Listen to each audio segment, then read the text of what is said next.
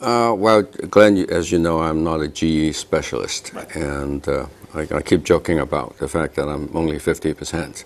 Yeah. And I come by general education through really teaching in a way that I hope is general education, and so the way I understand it is to make a subject that is as accessible as possible to the student in a way that is meaningful, that one can relate to, perhaps not necessarily to daily life so much as, but to somebody's realm of imagination. And as you know, I'm a historian, and sometimes it is not.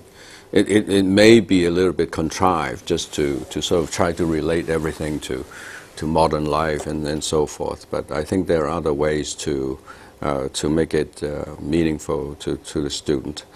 And I think in terms of general education, I also think in terms of student involvement as a means to stimulate them to think more critically, analytically about things. As you and I are both historians, we know that history is basically a problem-solving kind of discipline, and we don't really have to think very consciously about that because it is really part of our training and our profession. And so I think history is a very good way to get into general education, to get people to think about how things happen, why things happen, and that kind of thing, and even the sort of the counterfactual approach of what if kind of thing.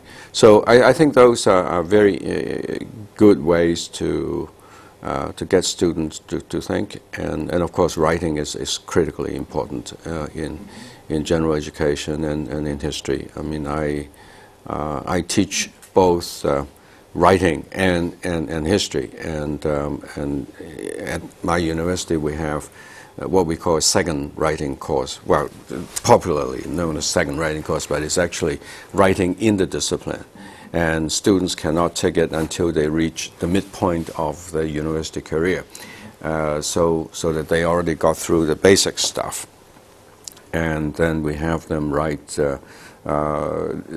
well, not just simply passably, but write well, and be able to express themselves in writing. In a historical context, yes, and clarity, analytical approach, and all of these are part of the training. Yeah, the course that I do is Chinese civilization, and I teach that unlike anybody else. My European historians sort of say that I'm the only one who actually teaches a civilization course. They have European civilization, but they teach it chronologically and sort of rather conventionally. I do it very thematically. And I start with 4 weeks of a very broad sweep of chronology, and then beyond that I deal with it topically and thematically. We're still within a chronological framework. What because, are the topics? Yeah, the topics are actually wide-ranging. I start with the concepts of history, and how do Chinese understand history, that dynastic cycle as opposed to the sort of the linear development from Christianity to Marxism, and then I talk about the structure of society from the emperor to the peasants, and various forms of art and technology. Gender is very important, family and individual life in the Chinese social context, all in terms of changes over time. And one of the things that I very much emphasize in my course is to make sure that students don't just simply talk about the Chinese as if they're sort of monolithic kind of place and people, so that they come up with a more varied perspective about China, a more complex, nuanced approach to history. With the other courses, they're more conventional. I teach modern China. I teach 3 courses on modern China. 2 of them are lecture courses, and they're more conventional in basically not for the novice, not for the freshman. Well, there is a very broad approach, great varieties. I think here people are very knowledgeable about China, as one would expect, and probably 90% of them know more about China than I do. But on the other hand, I think they tend to be less reflective about China. I think they tend not to look at China with a sense of detachment that I'm able to do, simply by virtue of the fact that I've lived abroad for so long.